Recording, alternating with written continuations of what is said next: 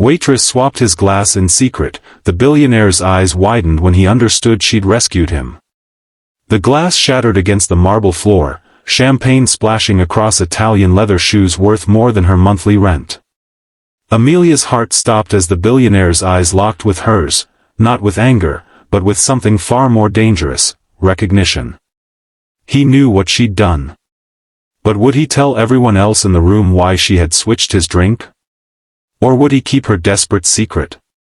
3 hours earlier, Amelia Tucker had been just another invisible waitress at the Sovereign, Manhattan's most exclusive rooftop restaurant. Now, she was either about to lose everything, or gain something she never thought possible. "Keep your head down and don't make eye contact with the VIPs, Marcus," the floor manager, hissed as he adjusted Amelia's black tie. "Table 7 is Liam Blackwood himself. One mistake and you're done, got it?" Amelia nodded, her palms sweaty against the serving tray. Everyone in New York knew Liam Blackwood, tech mogul, venture capitalist, and notorious perfectionist. At 35, he'd built Blackwood Innovations from his college dorm room into a $50 billion empire. His face graced magazine covers monthly, always with that same calculating stare that seemed to look through people rather than at them. "I've got it," she whispered, straightening her shoulders. What Marcus didn't know was that Amelia needed this job more desperately than anyone.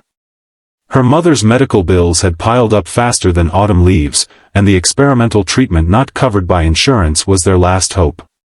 6 more months of tips from the Sovereign, and she might just make the first payment. The restaurant hummed with power and privilege. Diamond-draped women laughed too loudly at jokes that weren't funny. Men in bespoke suits closed million-dollar deals between bites of Wagyu beef. And at table 7 sat Liam Blackwood, surrounded by executives but somehow completely alone. Amelia approached with practiced invisibility, setting down appetizers without interrupting conversations. When she reached for Blackwood's water glass, she noticed his fingers drumming against the table, the only sign of humanity in his otherwise perfect composure. "The tartare is excellent tonight, sir," she said, the rehearsed line falling from her lips. He looked up, and for a split second, their eyes met. His were startlingly blue, not warm like a summer sky but sharp like broken ice. Something flickered across his face, surprise, perhaps, at being addressed directly, before his expression reset to neutral.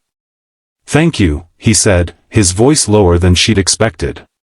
Then, as if catching himself being too polite to the help, he turned back to his CFO. Amelia retreated to the kitchen, her heart racing inexplicably. She'd served celebrities before, this was New York, after all, but something about Blackwood's brief attention left her unsettled. "He's not drinking," Marcus snapped as she loaded her tray with entrees. "Blackwood always orders the 1982 Lafite Rothschild. Go ask if there's a problem." Swallowing hard, Amelia returned to table 7. The conversation halted as she approached. "Excuse me, Mr. Blackwood. Would you care for a wine selection this evening?" He studied her face for a moment too long. "Not tonight." One of his companions, a silver-haired man with 2 white teeth, laughed. "Come on, Liam. It's your birthday. Live a little." Blackwood's jaw tightened almost imperceptibly. "Water is fine." As Amelia turned to leave, the silver-haired man caught her wrist. His grip was too tight, his diamond cufflinks digging into her skin. "Bring the Lafite anyway, sweetheart. Our boy here works too hard." She nodded, extracting her wrist with practiced ease. Rich men and their entitlement, a hazard of the job. In the wine cellar, Amelia's hands trembled as she located the $12,000 bottle. One wrong move and she'd be paying it off for years. As she carried it back through the kitchen, she overheard 2 busboys whispering. "That's the 3rd time this month. Always when Blackwood's here. You think it's corporate espionage?" "Nah, man. Word is someone's trying to take him out. Heard the last waitress who served him got fired because they found something in his drink after she cleared it." Amelia froze, the expensive wine suddenly heavy in her hands. She'd read about Blackwood's enemies, competitors he'd crushed, partners he'd outmaneuvered. But attempted poisoning? That seemed extreme even for the cutthroat world of tech billionaires. She pushed through the kitchen doors, scanning table 7 with new eyes. The silver-haired man was leaning close to Blackwood, speaking intently. Something about his smile seemed wrong, too eager, too insistent. As she approached with the wine, Silverhair straightened up, his hand dropping below the table. Amelia's trained eye caught the slight movement as something passed from his palm to his fingertips. Years of waitressing had given her an almost supernatural awareness of hands near drinks. And those fingers were positioned too close to Blackwood's water glass. In that moment, Amelia made a decision that would change everything. She accidentally bumped the table, sending the water glass into Blackwood's lap. Mortified apologies tumbled from her lips as she mopped up the spill, switching the glass with a clean one from her tray in the confusion. "I'm so sorry, sir. Let me bring you a fresh glass immediately." Silverhair's face contorted with barely concealed rage. Blackwood, surprisingly, seemed more curious than angry, those ice-blue eyes following her as she hurried away. In the kitchen, Amelia examined the glass. No visible residue, but a faint oily film clung to the bottom. Her heart pounded. Should she tell management? Call the police? They'd never believe a waitress over whoever Silverhair was. When she returned with fresh water, the atmosphere at table 7 had changed. Silverhair was checking his watch, making excuses to leave. Blackwood was watching him with the calculated patience of a chess player who'd spotted a fatal move 10 steps ahead. As she set down the water, Blackwood's fingers brushed against hers. Deliberately, she realized with a shock. "Thank you," he said quietly, the words carrying a weight beyond simple gratitude. The evening progressed with excruciating slowness. By dessert, only Blackwood remained at table 7, the others having made various excuses to depart. As Amelia cleared the plates, he finally spoke directly to her. "The water glass. That wasn't an accident, was it?" The question hung between them like a suspended drop of time.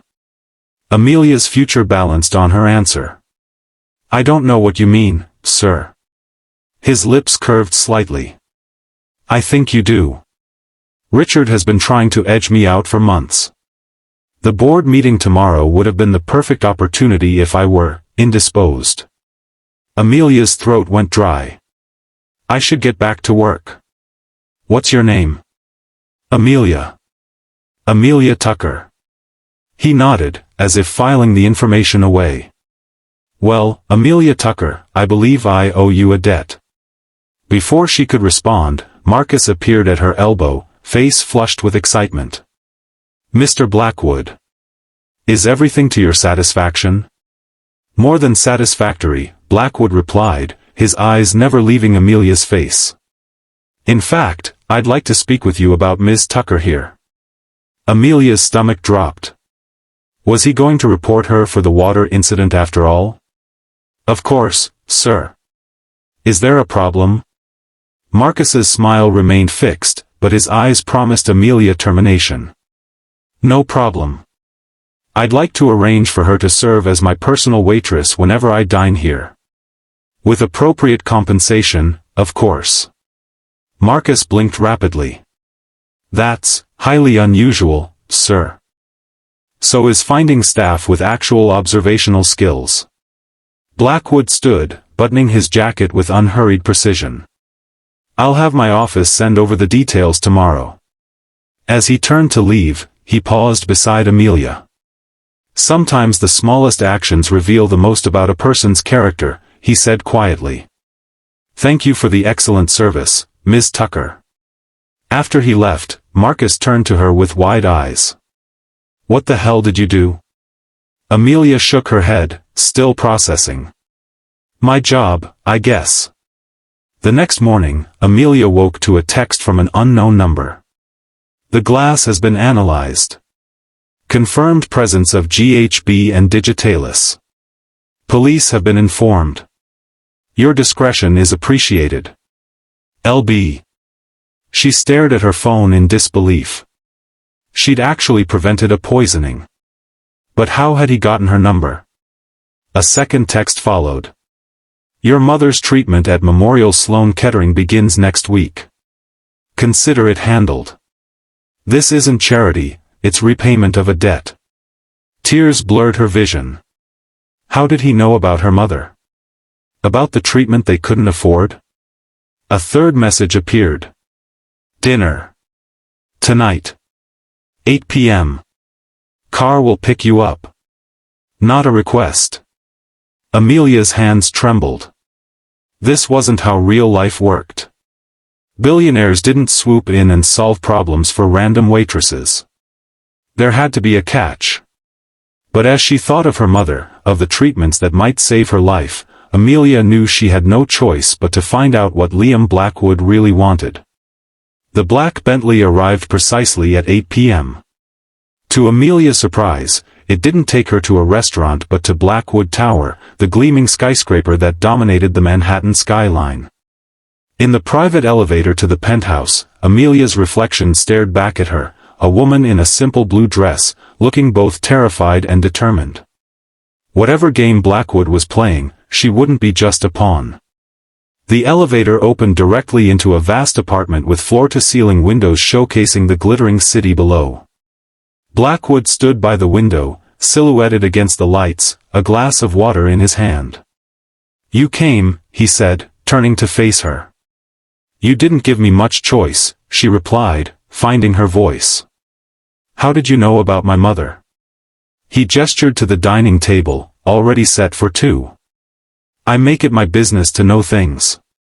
Especially about people who save my life. As they sat, Amelia noticed there was no staff, no security visible. Just the two of them in this impossible space above the city. Why am I here, Mr. Blackwood? Liam, he corrected. And you're here because you're a puzzle. You had no reason to help me. Every reason not to get involved. And yet you did. Basic human decency isn't a puzzle. Something like amusement flickered across his face. In my world, it's practically extinct. Over dinner, which he'd cooked himself, surprisingly well, Blackwood explained that Richard Keller, the silver-haired man, had been orchestrating a hostile takeover. The poisoning would have incapacitated Blackwood long enough to push through board votes transferring controlling interest. So you've saved your company. Congratulations, Amelia said. But that doesn't explain why I'm here, or why you're paying for my mother's treatment. Blackwood set down his fork, studying her with those penetrating blue eyes. When you've been surrounded by people who want something from you your entire life, you develop a certain appreciation for genuine actions. I'm not special. Anyone would have done the same. That's where you're wrong. His voice softened. I've spent my life building walls to protect what I've created. In doing so, I've forgotten what it's like to trust someone who has no agenda. Amelia felt a strange tightness in her chest. Everyone has an agenda. What's yours? To take care of my mom. To make enough tips to pay rent. To get through each day. He nodded slowly. Honesty. Another endangered quality. He stood, walking to the window. I have a proposition for you, Amelia Tucker. I'm not interested in being anyone's charity case. Good, because that's not what I'm offering. He turned, his expression more open than she'd seen it. I need someone I can trust. Someone who sees what others miss. Someone who acts on principle rather than self-interest. You have an entire company of people. I have employees. Associates. Competitors. I don't have. He hesitated, searching for the word, allies. The realization dawned slowly. You want me to work for you? As what, some kind of personal assistant? As a consultant. On people. You read that room last night better than my security team with all their training. That's a skill I need. Amelia laughed incredulously. I'm a waitress with community college credits. I'm not qualified for whatever you're suggesting. Qualifications can be taught. Instinct and integrity can't. He approached the table again, his gaze intense. Your mother's treatment is covered regardless of your decision. But I'm offering you a chance to never worry about medical bills or rent again. To use your talents for something beyond carrying plates. And all I have to do is, what? Tell you who to trust? Help me remember how to trust at all. The words seemed to surprise even him. In that moment, Amelia saw beyond the billionaire facade to the man beneath, brilliant but isolated, powerful but alone. A man who'd built an empire but lost something essential along the way. I'll think about it, she said finally. His smile was unexpected and transformative, warming those ice-blue eyes. That's all I ask. As the Bentley drove her home later that night, Amelia watched the city blur past her window. Her life had changed irrevocably in the space of 24 hours, all because she'd switched a water glass. Sometimes the smallest actions reveal the most about a person's character, he'd said. Perhaps they also revealed the most about one's own. 6 months later, Amelia stood in Blackwood's office, reviewing security footage of a potential investor. Her trained eye caught the nervous tick, the too-practiced smile. He's hiding something, she said. The deal sounds too good to be true because it is. Liam nodded, trusting her judgment without question. In the months since she'd joined Blackwood Innovations as strategic personnel consultant, her instincts had saved the company millions and identified 2 more corporate spies. Her mother was in remission. Amelia had moved from her cramped Brooklyn apartment to a comfortable condo. But the greatest change wasn't financial, it was in the man standing beside her. Liam Blackwood still commanded rooms with his presence, still made billion-dollar decisions without flinching. But he'd learned to smile more, to see people rather than just assess them. And somewhere along the way, their professional relationship had evolved into something neither had anticipated. Dinner tonight? He asked, his hand brushing hers as they reviewed the documents. Your place or mine? She replied, the familiar warmth spreading through her chest. His phone buzzed with an urgent message. Rain check. Board emergency. He sighed, the weight of responsibility settling back onto his shoulders. Go save the company, she said with a smile. I'll be here when you're done. As he left, Amelia reflected on how a single moment of courage had changed everything. She'd switched a glass and saved a life, never imagining she might also be saving her own. Sometimes rescue comes in unexpected forms. Sometimes the people we save end up saving us in return. If you enjoyed this story of unexpected connection and second chances, please like and subscribe for more emotional journeys that remind us how small acts of courage can change lives forever. Where are you watching from today? Drop your country in the comments below.